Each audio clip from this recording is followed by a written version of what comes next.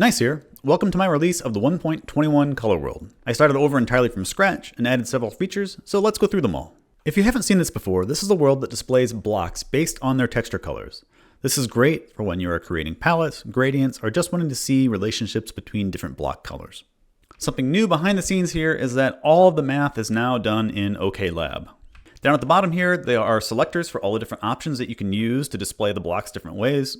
The left-hand side has selections for how you want the blocks to be displayed. And on the right are selections for what type of blocks you want to display. You can display the blocks in 3 different color spaces: Oklab, HSB, sRGB, and then I've also added a noise display. sRGB displays colors based on their red, green, and blue axes, and it's the common format most people are familiar with. HSB is a rearrangement of the sRGB so that it forms a circle. This is kind of a color wheel. From the top here, it goes from red all the way around through greens, through cyan, magenta, and back to red. And then you have light up at top and dark down at the bottom. If you're used to color pickers, this is the common format that's used. And then lastly, there's Oklab, a perceptually uniform color space. It's the best of the 3 if you're looking for actual relationships between all the colors. If you don't know what Oklab or a perceptually uniform color space is, a link is on the screen or in the description somewhere. The noise selection is also new, and we'll get back to that in a second. You can select the size of the display with these 3 options, but for the smaller sizes, you might have some blocks blocking other blocks from being seen. My script that makes this shifts all the blocks so you don't have any on top of each other, but depending on your selections, some blocks may be hiding other blocks. I've also added 2 different averaging methods, mean and median. I'll be doing a separate video on mean, median, and mode, but for now, mean is the sum of all values divided by the number of values. It's the mathematical average. This is good for thinking of a block as a single color, and it's useful when viewing builds from far away. Median is the value that is in the middle of a set of values, and it's more representative of the dominant color, and this is useful for builds when viewed up close. Let's get back to noise. I have incorporated it in 2 different ways. This display is a modified HSB, but instead of brightness on the y-axis, it's noise. I'm calculating the noise by the average of the color difference between the mean or median of the block and each individual pixels, like I showed in the texture noise video. At the bottom, you have low noise blocks with very uniform textures, and as you go up, the textures have more and more contrast and noise. And all of these display methods over here work with all of the selection options over on this side. Let's reset it.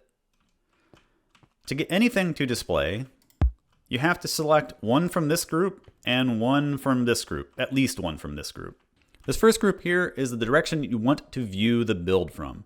So something like this smithing table, if you have the bottom selected, it will be displayed over in the reds. If you select the top, then it is over in the grays over here. And if you pick a side, then it's going to be somewhere in between. And because the side has 2 different textures, there are 2 different blocks here. There's one for the hammer and there's one for the tongs. Picking the all sides same only displays blocks that have the same texture on every single side. Future nice, I forgot to mention something when I was talking about the side here. When you have the side selected, it is assuming that you are standing here at this platform and looking this direction. So the side that it is using is the side that is facing you. So not this side, but this side. The next set of selectors over here are for blocks that you may or may not want to use in special cases, but not always have them displayed. I try to add some options here to try to keep it as uncluttered as possible. Selecting base shows everything that's not covered by one of these categories. You can toggle it off, and you can only have one displayed if you want. So here are all the glass blocks in their location. You can have multiple selected, so you can have glass and gravity at the same time. The light selection includes some things you might not normally think of. Crying obsidian gives off a light level of 10, so it's here and not in the base blocks. Some things, like the frog lights, have different textures for top and bottom, even though they're very similar, but they're still separated out. And so now frog lights are selected, as well as a fully charged respawn anchor. Shulkers are an interesting block. They have 3 unique textures, and they're there. There they go. They disappear if you get too far away. So let me make the size a little bit smaller and get it closer to us. And is that close enough? Yeah. So now some of them I still have to go up to get all of them loaded. But shulker blocks are interesting because they have 3 different textures and you can orient them in any direction that you want. So you can have the top, bottom, or side facing, up, down, or to the side. I have chiseled books in here. I don't really know how useful it is to anybody, but the display is a bit problematic. I am averaging the total color over like the entire thing.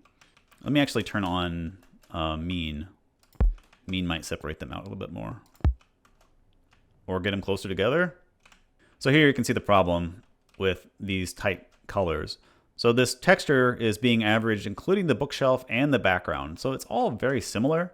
Let me see if I can find a color space that they're spread out a bit more. Maybe just going back to sRGB. Okay, HSV and 100 separates them out a pretty decent amount. I don't know how useful this is for anybody. I will be sharing a spreadsheet that has like all of these values if you need it for anything specific if you're trying to make some pixel art with these.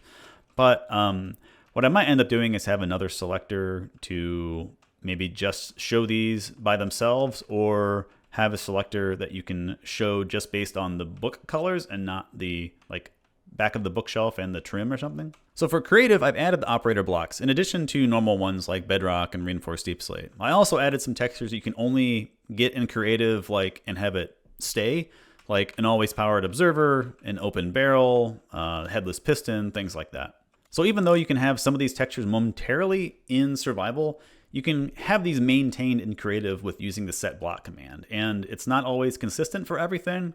I'll talk about that at the end of the video. Let's turn everything on for this next part.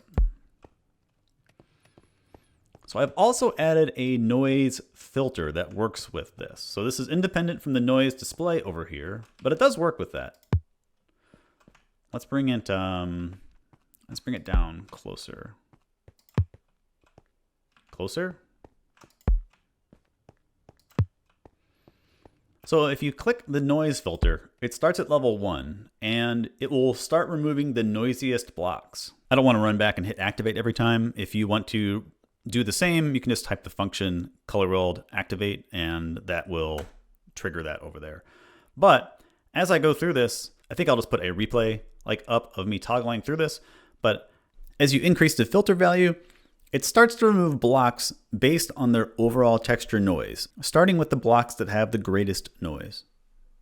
And at filter noise level 10, then you only have blocks that are basically uniform. You have the bottoms of shulkers, you have glass blocks, you have concrete blocks, and that's just about it. But you can do some interesting things with this. If we switch over to displaying by noise and have the noise filter on, then we have this very flat display of blocks at the bottom. And you see this huge section of missing color down here. As I've always said, there's a huge lack of these green colors for building. We can turn the filter back off and do this, and then I'll step through it. So here is all of the blocks displayed by noise. And then I'm going to do the same thing where I slowly increase this and we go through and like look at them as it becomes less noisy. If you're displaying it in this way, then it's just going from the top down and basically removing like a few layers at a time, going down, and then back to filter 10. And the last thing for the basics here is the reset button. If you click it, then it selects what I consider the defaults: Oklab, 100 size, and median color average. And before we get to the specifics, there are 2 links in the description. One for the world download, and the other is for a new spreadsheet that I created. So like I said, I restarted from the very beginning on this color world, and that includes how I organize data. So this spreadsheet has every single texture in Minecraft, every single texture for blocks. It doesn't have particles and creatures and things like that. And then it has all of my categories for how I organize the blocks.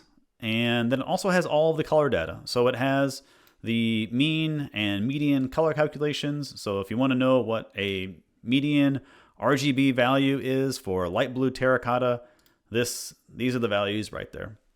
And it includes the noise and everything. This is a shared copy. It's not my working copy. And if you want to do anything with it, you're going to have to make your own copy in your own drive. All right, so for specifics, there are a few things that we have to talk about. I often get asked how I handle animations or blocks that have animations. These blocks all have animations. Yes, Prismarine goes through an animation cycle. I average the texture. This is every frame of animation for Prismarine, and I consider this one image, and I just average over the entire thing. Most of these blocks, it's not going to matter if you just average over the animation. The shulker blocks, not going to change its position, almost anything. Most of these are not really going to change their position, just for that little change. Prismarine is really probably the only one that it might shift a little bit, but I hate using it in builds because it's hard to find a palette that works with it unless you're using all the colors and the animation cycles in the build. I don't have any liquids in the display. They're just painful to work with. Lava really only has the one color, but water goes through several different biomes, and we will get into that right here with leaves. Leaves have been the bane of my existence ever since the beginning of this. It's something that I've always wanted to add into the world, but I haven't really figured out a decent way of doing it. Leaves, as you know, a lot of them change with the different biomes that they're in, but we do have a set of leaves that do not change. Cherry and azalea are pretty easy. Their texture files actually have color values in them, and that's easy to place. And those are actually in the color world, right there. Birch, however, is this birch or spruce? Birch? I need spruce. There we go. Spruce and birch do not change values either, even in different biomes. But their texture files are just shades of gray. And that's how the other foliage is too. This is acacia, and it takes its color from an overlay in here, and based on what biome it's in, then it selects the appropriate color area and overlays that color on top of this grayscale. The spruce and birch leaves do this as well, except that they are just locked to a specific spot and it doesn't move around based on what biome they're in. You can't just take a value for a specific spot and plot that color in the color space, because all of the leaves in that biome use that color, and the blocks are not the same color. There are light and dark values that come from the texture file, and all of that combines to produce the end color. Those values can be figured out, but then there is the issue of actually placing them in the color world. In Java, now you can at least set the biome, so there is the possibility of me setting it and then changing the biome for that certain area, except you can't change a biome per block. It's biomes are handled in a 4x4 region. And so if I want to change this block to a different biome to display its color, these are the blocks that actually get changed. So there is this 4x4 area, and then it has like a little bit of noise applied to it. And this is what this biome looks like now. This is a cold river biome, or a frozen river biome. And the amount of change that happens between like all of these blocks is going to be less than the distance that's in this thing. And so I cannot actually do it correctly over in the color space, especially for the small sizes. So I think what I'm going to do in the future to handle this is have a section maybe off to the side over here or something that has like all biome dependent colors, and then just have a little biome section for each biome color, and then have those mapped out. And then you can go, and look at those colors or something over there. It really sucks. I wish there was more. I wish there was a different way. If anybody has any ideas, I'd love to hear it. But oh well. In general, there's only really 3 orientation types you have for blocks in Minecraft. You have a block that cannot be rotated in any direction. It doesn't matter, if I place this. It doesn't matter if I place another block underneath it. It has the same texture no matter where I place it. And that's how the fletching table is. It has different textures on all of these sides, but I can't place it upside down. I can't rotate it. It doesn't matter how I do anything with it. It's always going to have this texture on this side of the block. And then you have blocks that you can change the yaw, the rotation. And so you can have a furnace face in any direction that you want, but you can't have the front of the furnace facing up or down, as opposed to this log where you can have, any face facing any texture, facing any direction that you want. So those are the 3 general types of orientation. And some of these blocks have textures that are pretty cool if they could be rotated, but they can't. So the cartography table has the dark oak texture on 2 of the sides, which would be great because you can't rotate the dark oak. And its orientation is horizontal when you place it, and the cartography table is vertical. So it would be really cool. You could make some cool patterns, some cool walls and stuff like that, unless your wall faces this direction, and then you're stuck with this globe and these scrolls down here in this little cubby. But I'm not sure why they do this, because it's with the loom, it's great. You can rotate the loom around, and you can use this side of the texture, which is wonderful to have for different orientations. Same thing with the lectern. You can rotate a lectern, but you can't rotate an oak block. So it uses the same texture. It actually uses the oak texture for the bottom. It doesn't have its own file. It uses the oak texture for the bottom of this. Yeah, so anyway, this is not captured in like my color world. That's why I bring it up here, because there are textures for these sides. They are displayed, but you might not be able to rotate them or view them in the right direction. Now my old friend, the observer. Observer has free rotation, so you can face it, any direction that you want. But if it's going up and down, then this texture is always east-west, and this texture is always north-south. It doesn't matter. It doesn't matter what orientation you face it in, it is always having that same orientation, which is weird. They actually changed this with the crafter. So the crafter, you can actually face it in any direction that you want, and the textures actually rotate all around. Really cool block. It'd be nice if they incorporated this with some of the other, with the observer and some of these other blocks. I didn't add all of the vaults and spawners into here. There's a lot of different options here, and their colors are inconsistent depending on your location, and you can't lock them into a specific state, even in creative mode. The regular spawner is in here though, just the regular vanilla, like the old spawner. The last little section here involves some creative only blocks that you can only get textures in that way, even though they're vanilla blocks. So with a barrel, when you actually access it, it opens. I know you can't see it. Let's see if I can get close. So the open texture is on here when I'm accessing it, but when I exit out, it closes. And normally you can't use that texture in a build, except if you use the set block command. You can tell it's open, and then it keeps that texture like until you actually access it, and then it closes it again. So you could technically use this in a build as long as nobody touched it in creative mode. Now an observer is a bit interesting. It's a bit weird. If I set this block with powered equals true, it will come in and it won't be powered. But if there is already an observer here in the right orientation, and I run this same exact command, powered equals true, it stays on. It's something to do with how it updates the block when you place it. But now you have an always on observer, and you have this little red like tint to it. There are a couple other blocks that the same thing happens. Yeah, so if you set an extended piston, it will like immediately retract when it updates itself. But if you already have a piston there and do the same thing, then you actually get a headless piston. Could be interesting to do something from the side too. You have like a little bit of a gap there. And so there are several features that I still want to add into this color world. The first of which being decorative blocks. I'm not really sure how to display these. I might end up doing them with display entities because a lot of them are dependent on a specific block being below them or being in water or things like that. And it's difficult to have them be in a specific shape. So I got to figure out how to actually do that, or how I want to do that. But that's something that I want to add in the future. The second thing is non-full blocks. A lot of these have full block sides, or I think all of them have full block sides, at least in one orientation. And so I don't have things like a conduit or the sniffer egg or a beacon or lots of other items that aren't a full block. Two other things that would be interesting to add are support for transparencies, not just like things like lichen, which you can use to get a different color. You can shift this dirt over to a more gray-green color. And there are lots of other blocks that you can do this with, and it would be cool to have some way of displaying this mix of colors and things like that. I have some ideas, but I just need to figure out how to do it. Mostly code-wise is my biggest limitation. I am somewhat decent at writing scripts. I am not a programmer.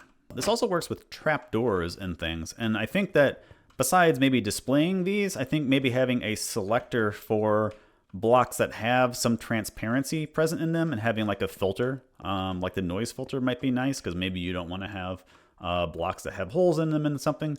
But that's something that I would like to add. I'll talk more about this in the mean, median, and mode episode that's coming out soon. But if you have blocks that have bimodal distribution of color, go back to my old friend, orange glazed terracotta. This has two large groups of colors. There are a lot of blues and there are a lot of oranges.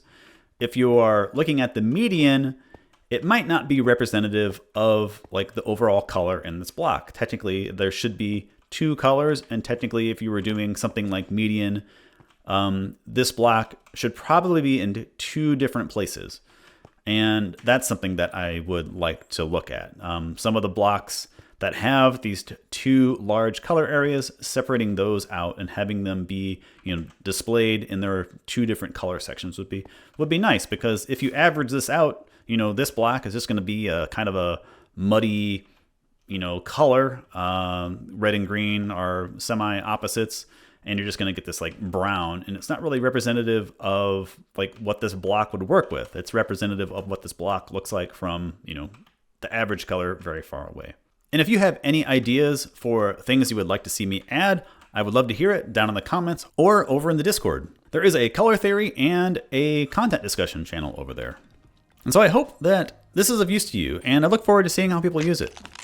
Wasn't expecting the egg to crack. But I hope you have a nice day, and I'll see you next time. Bye.